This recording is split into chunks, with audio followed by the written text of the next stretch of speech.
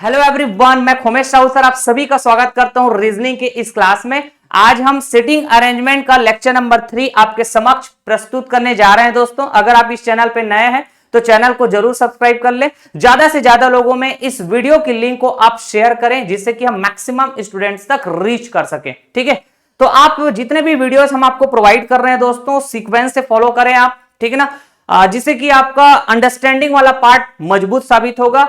और आने वाले जितने भी अपकमिंग एग्जाम्स है, हमने इस रीजनिंग के सीरीज को सभी कॉम्पिटिटिव एग्जाम्स को ध्यान में रखते हुए स्टार्ट किए हैं दोस्तों। तो आप फॉलो करें, चैप्टर वाइज प्लेलिस्ट आपको मिल जाएगा रीजनिंग का इस चैनल के अंदर। अगर चैनल पे नए हैं तो चैनल को जरूर सब्सक्राइब कर लें जिससे कि जो भी हमारे अपकमिंग वीडियोस है उसका नोटिफिकेशन आप तक आसानी से पहुंच सके। ठीक है जी, आज हम सिटिंग अरेंजमेंट लेवल 2 पर आधारित और भी डिफरेंट फ्लेवर के सवालों का एक स्मार्टनेस अप्रोच के साथ हम आपसे डिस्कशन करने जा रहे हैं दोस्तों। ठीक है, चलिए आज का पहला सवाल स्क्रीन में। ठीक है, 6 लोग ABCDE और F जमीन पर षटकोणी आकार में अंदर की ओर मुख करके बैठे हुए हैं।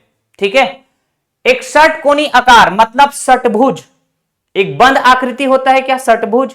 हाँ जी, जिसको हम बोलते हैं हेक्सागोनल शेप। इसका मतलब ये एक बंद व्यवस्था का सवाल है। ठीक है, और यहां पे आकृति क्या बनने वाली है तो आप कहेंगे षटभुज, जिसमें 6 भुजाएं इस तरह से। अग्री करेंगे? अच्छा जी, तो यहां पे 6 लोग हैं ABCDE जो कि अंदर की ओर मुख करके बैठेंगे, मतलब केंद्र की ओर मुख करके बैठेंगे। हमने कुछ इस तरह से 6 लोगों को अंदर की ओर मुख करके बिठा दिए। ऐसे ही तो अप्रोच करते हैं दोस्तों, याद करिए, करते हैं ऐसे अप्रोच। पिछले वाले सेशन में भी तो बहुत सारे सवाल हमने सॉल्व किए ना। ठीक है, अब देखिए बैठक व्यवस्था की कुछ कंडीशंस दिए जाते हैं, शर्त दिए जाते हैं। यहां पे शर्त दिए गए, देखना, B या C के बगल में A नहीं है, ठीक है ना, C या E के बगल में D नहीं है। गजब, B और C बिल्कुल बगल में है। ठीक है, D और C के तुरंत बीच F है। ठीक है, तो निम्न में से, यहां पे ऑप्शन दिए गए हैं, निम्न में से कौन सा क्रम सही है यह पता करके बतानी है। Which of the following sequence is correct? ठीक है, देखिए इस सवाल को बड़े ध्यान से आप रीड किए होंगे और जिस तरह से हमने आपको अप्रोच सिखाए हैं, बंद व्यवस्था के सवालों को सॉल्व करने का कुछ बेसिक स्टेप्स होते हैं। अगर उन स्टेप्स को फॉलो करके सवाल को सॉल्व करने जाएंगे तो बिल्कुल मैं उम्मीद करूंगा कि आपके दिमाग में इस तरह की बातें आएंगे कि यहां पे बहुत सारे पॉसिबिलिटी बनाई जा सकती है, बैठक व्यवस्था के बहुत सारे पॉसिबिलिटी बनाई जा सकती है। ठीक है, यही बोलेंगे आप? अच्छा जी, तो क्यों ना हम यहां पे कम से कम 2 पॉसिबिलिटी बात कर ले, क्यों ना हम यहां पर भी 2 पॉसिबिलिटी बात कर लेते हैं, कर ले?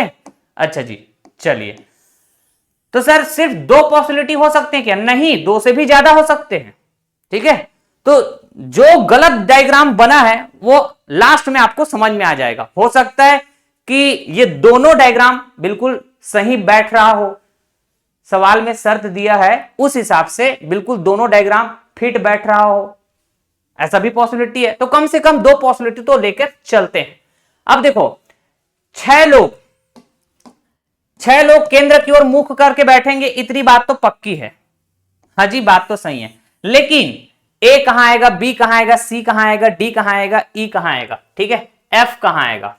तो ये तो हम शर्त के हिसाब से बात करेंगे। तो यहां पे शर्त दिया है फर्स्ट, सेकंड, और ये थर्ड, और ये फोर्थ। ठीक है, जो आसान शर्त है, ठीक है ना, उसको पहचाने। अगर हम कहें B और C, सवाल कह रहा है बगल में है, मतलब आजू बाजू, ये आसान शर्त लग रहा है मुझे। तो इसी शर्त के अनुसार मैं इस बैठक व्यवस्था में जो कि 2 पॉसिबिलिटी लिया हूं बैठक व्यवस्था का, ये फर्स्ट पॉसिबिलिटी, ये सेकंड पॉसिबिलिटी। ठीक है, तो B और C को अगल बगल में बिठा देता हूं। तो B और C को अगल बगल बिठाने के भी और भी पॉसिबिलिटी हो सकते हैं, जैसे कि मैं अभी बताने जा रहा हूं 2 पॉसिबिलिटी। मैंने कहा जी B और C आजू बाजू है, तो मैं बोल सकता हूं B और C बगल में है, B और C बगल में कह सकता हूं। फिर आप क्या बोलेंगे पता है कि सर B और C को जैसे आपने नीचे बिठाया है आजू बाजू में, ठीक है, B C, तो आप सी बी ऐसे भी तो बिठा सकते हैं, बोलेंगे ना ऐसा। इसलिए मैंने कहा बहुत सारे पॉसिबिलिटी हो सकते हैं, इसलिए कम से कम 2 पॉसिबिलिटी तो हम बात कर ही लेते हैं, है ना। अब कुछ लोग ऐसे भी सोच सकते हैं, सर आजू बाजू में बिठाना है बी और सी को, तो हम चाहें तो बी और सी ऐसे बिठा दें, तब ऊपर में। फिर कुछ लोग बोलेगा सर ऊपर में बिठाना ही है बी और सी को आजू बाजू में, तो हम सी बी ऐसा भी बिठा सकते हैं। हाँ जी बिल्कुल बिठा सकते हो। तो मैंने कहा जी आप पेन पेपर लीजिए और 2 पॉसिबिलिटी और बना लो, बी और सी को ऊपर में बिठा के, बी सी सी बी ऐसे, तो टोटल 4 पॉसिबिलिटी बन जाएगा। फिर देखेंगे आप और मैं दोनों मिलकर देखेंगे आखिरी में कि क्या निष्कर्ष आ रहा है। ठीक है, चलिए दोस्तों, तो हमने ये वाला शर्त इस्तेमाल करके 2 लोगों को बिठा दिया, बी और सी आजू बाजू में है ना। एकदम आराम से बेहतरीन एनालिसिस कराएंगे दोस्तों इस सवाल का आपको। अच्छा जी, लास्ट वाला जो शर्त है क्या बोल रहा है, डी और सी के तुरंत बीच एफ है। मतलब क्या समझे, डी सी एफ एक साथ बैठे होंगे, जिसमें एफ डी और सी के मध्य बैठा होगा। ठीक है ना जी, 3 लोग एक साथ बैठे हैं, तो जो मध्य में बैठा होता है ना उसको हम बोलते हैं तुरंत बीच में बैठा है। लेक्चर नंबर 1 में हम आपको समझा चुके हैं बेहतरीन अंदाज में। तो आपने कहा जी सी तो बैठ गया है, हाँ जी, तो आपने कहा जरूर डी यहां बैठना चाहिए, तो डी और सी के तुरंत बीच में एफ आ जाएगा। ये सेकंड पॉसिबिलिटी। फर्स्ट पॉसिबिलिटी में जाए तो, है ना, ये पहले वाले संभावना में जाए अगर, तो आप बोलेंगे सी यहां पे है तो डी को यहां होना चाहिए। ठीक है, तभी तो डी और सी के तुरंत बीच में हम कहेंगे एफ। कितने लोग बैठ गए दोस्तों, 4 लोग बैठ गए हैं। 6 लोग में 4 लोग बैठ गए हैं। अब देखो यहां पे 2 शर्त और दिख रहे हैं। अगर हमने कहा बी या फिर सी, बी या सी के बगल में ए नहीं बैठा है, बी के बगल में ए नहीं बैठा है, अच्छा जी, सी के बगल में ए नहीं बैठा है। ठीक है, और एक शर्त है सी या ई के बगल में डी नहीं बैठा है, सी या फिर ई, है ना, दोनों के बगल में डी नहीं बैठे हैं। इस बात का ध्यान में रखेंगे, सी या ई के बगल में डी नहीं बैठे। ठीक है जी, अब देखो अगर मैं ये वाला शर्त के हिसाब से सोचूं, तो हमने कहा जी डी बैठ गया है क्या, हाँ डी बैठ गया है, डी बैठ गया है, तो डी के बाजू में ई और सी तो बैठ ही नहीं सकता।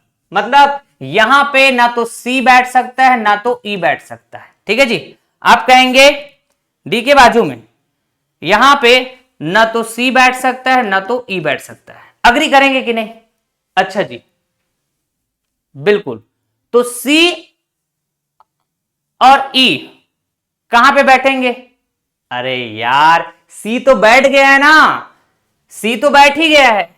आप बोलेंगे ई नहीं बैठ सकते। अग्री करेंगे, आप बोलेंगे ई नहीं बैठ सकते, सी तो बैठ गए। मैं ये वाले कंडीशन के हिसाब से बात कर रहा हूं। ठीक है, अच्छा ई नहीं बैठ सकते। अब देखो तो ई कहां जाएगा, एक ही जगह तो रह गया है, ई के लिए एक ही जगह तो रह गया। इधर भी देखेंगे तो ई के लिए एक ही जगह रह गया। अग्री करेंगे ना, हाँ जी बात तो सही है, बात तो सही है। तो हमने कहा जी ई को बिठा दो ना लगे हाथ यहां पे सेकंड पॉसिबिलिटी में। अच्छा जी, फर्स्ट पॉसिबिलिटी में कहे तो ई यहां पे आके बैठ जाएगा। गजब, तो ये वाला कंडीशन हमने इस्तेमाल करके ये बता दिए कि ई एग्जैक्टली कहां पे बैठेगा। ठीक है, अब देखो जरा, अब तो भाई आखिरी में एक ही जगह रह गया है, वो किसका जगह होगा बताओ। 5 लोग बैठ गए तो कौन बच गया, ए बच गया है क्या। तो आप चाहो तो ये वाला कंडीशन देखो या ना देखो, ये आपकी मर्जी है। ठीक है, क्योंकि एक ही जगह रह गया ना दोस्त, यहां पे ए आ जाएगा, यहां पे ए आ जाएगा। बोलिए अग्री करेंगे दोस्तों, हाँ जी ठीक है। अब देखो सवाल में बोला गया है निम्न में से कौन सा क्रम सही है। तो सबसे पहली बात हमने 2 पॉसिबिलिटी सोचा था और दोनों पॉसिबिलिटी में ये कंडीशन सेटिस्फाइड हो रहे हैं। अच्छा जी, ये एक कंडीशन और रह गया था, इसको भी चाहे तो सेटिस्फाई करा सकते हैं आप, देखो जरा, है ना, सारे कंडीशन सेटिस्फाइड होना चाहिए, तब हम बोलेंगे जो हमने डायग्राम बनाया वो बिल्कुल सही बनाया है।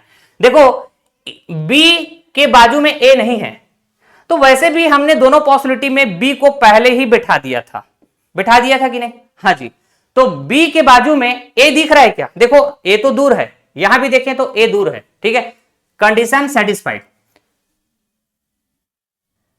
सी के बाजू में ए नहीं है, तो सी को भी हमने पहले ही बैठा दिया था, ये देखो, तो सी के बाजू में ए दिख रहा है क्या? नहीं दिख रहा है सर, ए काफी दूर है, तो ये वाला कंडीशन भी सेटिस्फाइड हो गया। हाँ जी, तो आप बोलेंगे सर ये दोनों ही डायग्राम में, फर्स्ट वाले में भी सेकंड वाले में भी सारे कंडीशन सेटिस्फाइड हो रहे हैं, ठीक है, तब क्या करें? तो डायग्राम गलत तो नहीं है सर, डायग्राम तो सही है। हाँ जी बिल्कुल सही है। याद करिए दोस्तों, मैंने आपको कहा था पेन पेपर लीजिए, बी और सी को ऊपर में रखें और दो पॉसिबिलिटी बना लीजिए, बी सी बी ऐसे करके, तो दो पॉसिबिलिटी आपने भी बनाया होगा, ठीक है, और उसमें देखिए हो सकता है कि उन दोनों पॉसिबिलिटी में जो आपने बनाया है उसमें भी ये सारे कंडीशन सेटिस्फाइड हो रहे होंगे, चेक करके देखिएगा, ठीक है। तो आप बोलेंगे सर फिर हमने जो डायग्राम बनाया वो भी सही है। हाँ जी बिल्कुल सही है। अब बारी है ऑप्शंस की, कंडीशन तो सेटिस्फाइड हो गया है, जो भी हम पॉसिबिलिटी की बात कर रहे थे सारे पॉसिबिलिटी में कंडीशन सेटिस्फाइड हो गए। अब हम ऑप्शन को जाके चेक करेंगे, ठीक है। अच्छा, तो उस हिसाब से और वेरीफाई हो जाएगा कि हमने जो पॉसिबिलिटी बनाए हैं, हमने जो जो संभावनाएं यहाँ पे बैठक व्यवस्था के लिए बनाए हैं वो करेक्ट है कि नहीं, है ना। अब ऑप्शन के हिसाब से देखेंगे। अब देखो निम्न में से कौन सा क्रम सही है, तो देखो यहाँ पे 3 लोग दिखाए गए हैं, इसका मतलब ये क्रम से बैठे हैं एक साथ, ए एफ बी दिख रहा है क्या? देखो यहाँ पे ए, यहाँ पे एफ है, यहाँ बी है, एक साथ तो नहीं दिख रहा है सर, ये कहां दिख रहा है? नहीं दिख रहा है ना। अच्छा जी, और यहां पर भी नहीं दिख रहा है, ए एफ बी, आप भी चेक करिएगा आपने जो बनाया होगा, ठीक है, एक साथ नहीं दिखेगा, मतलब अभी फिलहाल ऑप्शन ए तो हमारा नहीं हो सकता, यही बोलेंगे, क्योंकि हमारे डायग्राम में ऐसा दिख ही नहीं रहा है एक साथ ए एफ बी। अच्छा जी, एफ ए ई की बात करें, एफ ए ई, ये भी एक साथ नहीं दिख रहा है, देखो एफ काफी दूर है ए और ई से, यहां भी एफ काफी दूर है ए और ई से, ठीक है, तो आप बोलेंगे एफ ए ई क्रम से नहीं हो सकते, ठीक है, मतलब ये जो क्रम है एफ ए ई का ये सही क्रम नहीं है, ठीक है, बढ़िया। अच्छा जी, बी सी एफ की बात करें तो आपने कहा जी फर्स्ट वाले पॉसिबिलिटी में बी सी एफ, फर्स्ट वाले पॉसिबिलिटी में बी सी एफ, ठीक है, बिल्कुल सही बैठ रहा है, ठीक है। अगर हम सेकंड पॉसिबिलिटी में चेक करें B C F, second possibility में चेक करें बी सी एफ, सर यहां भी बिल्कुल फिट बैठ रहा है, क्रम से है ना, B C F second possibility में, ठीक है, तो ये क्रम बिल्कुल सही है, ऑप्शन सी में जो क्रम दिया गया बिल्कुल सही है, यही कहेंगे। अच्छा जी, देखिए आप भी चेक करके आपने 2 डायग्राम बनाया होगा, उसमें भी बी सी एफ बिल्कुल क्रम से होंगे, एक साथ होंगे, ठीक है, इस वजह से हम कह सकते हैं यहाँ पे ऑप्शन सी करेक्ट हो सकते हैं। लेकिन ऑप्शन डी और दिख रहा है, इसको भी चेक कर लेते हैं, डी ए बी, तो देखो आप बोलेंगे डी यहां पे है, ए यहां पे है, ये तो चलो ठीक है साथ में है, लेकिन बी काफी दूर है क्या? ठीक है ना, बी काफी दूर है, इधर भी वैसे ही दिखेगा डी ए बी, ठीक है, तो आप कहेंगे जी ए और डी ये तो चलो ठीक है साथ में, लेकिन बी काफी दूर है क्या? हाँ जी, मतलब डी ए बी ये वाला क्रम सही नहीं हो सकता। ऐसे ही बढ़िया सवाल था, बेहतरीन एनालिसिस करा दिए दोस्तों हमने आपको, ठीक है। इस सवाल से ना आपका दिमाग और अच्छे से खुला होगा, ठीक है, और ऐसे सवालों का प्रैक्टिस होना जरूरी है, ऐसे सवालों का प्रैक्टिस होना जरूरी है, इससे हमारा जो अप्रोच है, सवाल को अप्रोच करने का जो आपका तरीका है वो और मजबूत होगा, ठीक है। चलिए अगला सवाल स्क्रीन में, यदि 7 व्यक्ति एक सप्तभुज मेज के किनारों पर केंद्र की ओर मुख करके बैठे हैं, तो हमने कहा जी सप्तभुज मतलब सर हेप्टागोनल, मतलब ये एक बंद आकृति होती है क्या? मतलब इस बंद आकृति के चारों ओर अगर 7 व्यक्ति बैठेंगे तो एक बंद व्यवस्था कही जाएगी, ठीक है जी, और वो भी कैसे बैठे हैं? केंद्र की ओर मुख करके, बहुत बढ़िया। अब कुछ शर्त दिए गए हैं, बैठक व्यवस्था की कुछ शर्तें हैं। डी ए के दाएं से दूसरे स्थान पर है और बी एफ के दाएं से दूसरे स्थान पर है। जो ए के ठीक दाएं हैं, यदि जी और सी बगल में बैठे हैं, सी ए के बाएं से दूसरे स्थान पर है तथा जी बी का पड़ोसी है, तो बतानी है आपको ई के बैठने की स्थिति क्या होगी। ई के बैठने की स्थिति क्या होगी, ऑप्शन दिए गए हैं। एफ के निकटतम बाएं, सी के निकटतम दाएं, ए के निकटतम दाएं, बी के निकटतम बाएं। ठीक है, वीडियो पॉज करिएगा, जरूर एक बार प्रयास करिएगा दोस्तों। ठीक है, चलिए सबसे पहला काम होगा उस बंद आकृति को ड्रॉ करना। ठीक है, 7 भुजाओं से घिरकर बनी हुई आकृति सप्तभुज, यही बंद आकृति है क्या। हमने कहा जी पहला भुजा, दूसरा भुजा, तीसरा भुजा, चौथा भुजा, ये पांचवा भुजा। ठीक है, ये छठवां भुजा और ये सातवां भुजा। ठीक है, ये इसका केंद्र। तो 7 लोग हैं जो इस बंद आकृति के चारों तरफ केंद्र की ओर मुख करके बैठे हैं, यही बोल रहा है सवाल। ठीक है, हमने कहा जी एरो का डायरेक्शन से बताएंगे, केंद्र की तरफ होगा एरो का डायरेक्शन। ठीक है जी, ऐसे ही होगा, बिल्कुल सही बात, लाइक दिस, ये।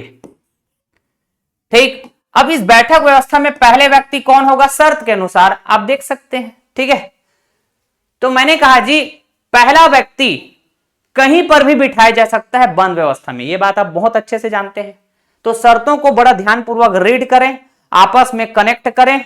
ठीक है, और फिर सेलेक्ट करें कि पहला पर्सन कौन हो सकता है। ठीक है, मेरे हिसाब से तो ये पहला शर्त को रीड करने से ही समझ में आ रहा है कि मैं ए को सेलेक्ट करूंगा। ठीक है, आप भी थोड़ा सोचे। ठीक है, आप भी थोड़ा समझने का प्रयास करें कि ऐसा मैं क्यों बोल रहा हूं। ठीक, और इसलिए मैं बोलता हूं कि आप लेक्चर सीक्वेंस से फॉलो करेंगे तो आपका जो कनेक्टिविटी वाला पार्ट है वो मजबूत साबित होगा। तो हमने कहा जी डी और ए, अगर हम इन दोनों में किसको पहले बिठाएं, ऐसा अगर हम पूछे आपसे तो आप बोलेंगे सर ए के दाएं से दूसरे स्थान पर डी है, यही बात है ना। तो ए का लोकेशन पहले पता होना चाहिए, तब जाके हम डी को बिठा पाएंगे।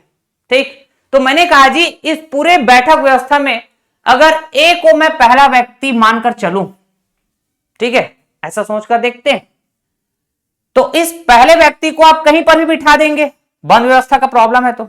ठीक है, मैंने कहा जी मान लो ए को मैंने यहां पे बिठाया, तो ए का दायां हो जाएगा।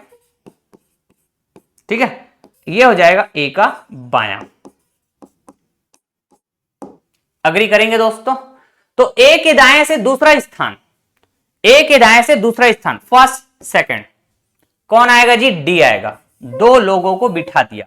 अब देखो जरा अगला शर्त क्या बोलता है, देखो बी आ रहा है ना, और देखो एफ आ रहा है, तो बी एफ के दाएं से दूसरे स्थान पर है।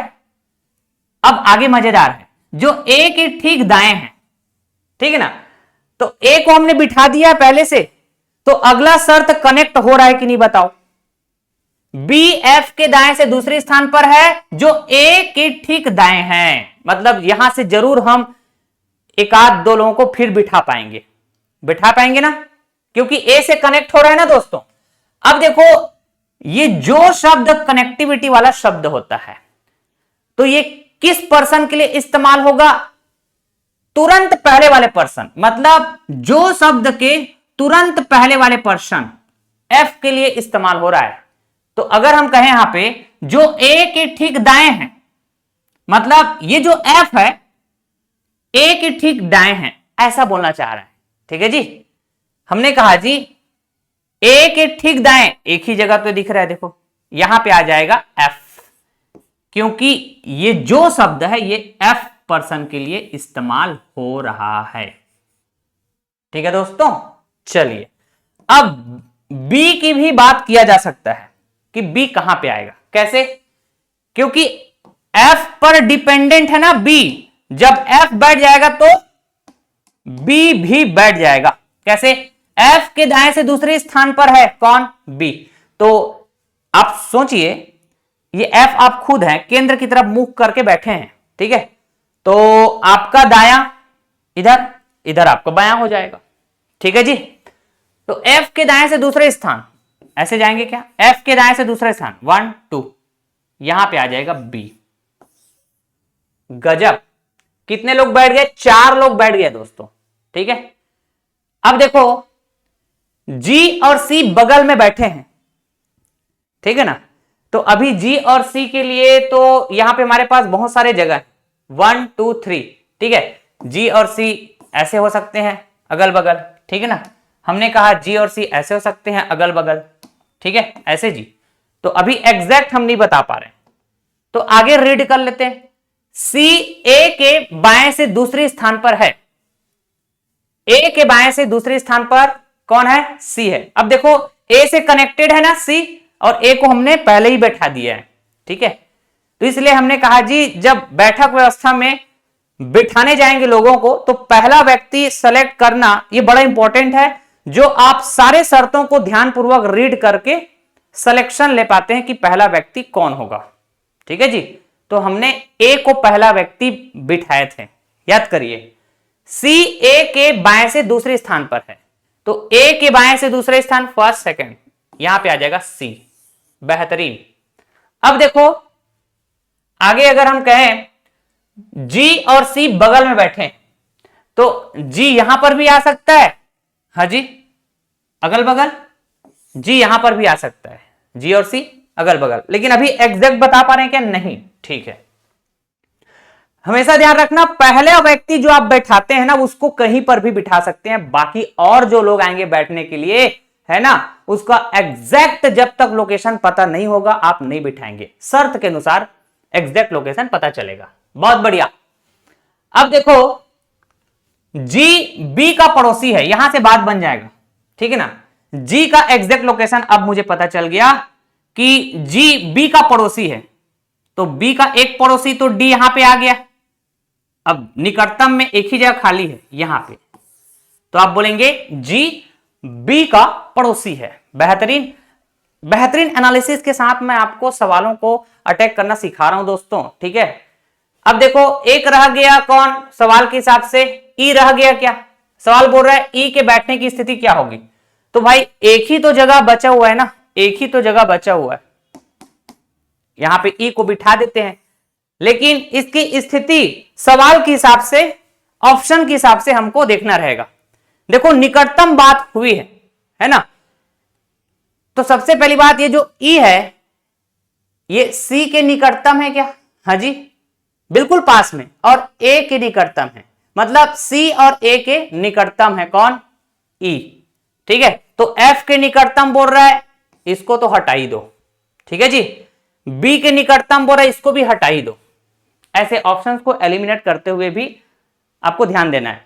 अब देखो हमने कहा जी सी की जगह आप खुद हैं, केंद्र की तरफ मुख करके बैठे हैं, ठीक है ना। तो आप कहेंगे सर सी का जो राइट होगा इधर होगा क्या, सी का दायां होगा। तो सी के निकटतम दाएं ई बैठा है क्या, लिखा है सी के निकटतम दाएं ई बैठा है ना, हाँ ये बी ऑप्शन हो सकता है।